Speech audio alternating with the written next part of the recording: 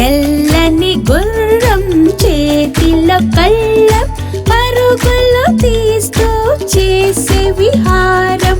గుర్రం గుర్రం గుర్రం అంటూ పిల్లలు చేసెను మారం. ఆవుదూడ చూడు అందంగా చిట్టి చిట్టి కళ్ళతో నన్ను చూడగా పచ్చని గడ్డిని తెచ్చాముగా ఆవుదూడ ఆకలి తీర్చాముగా.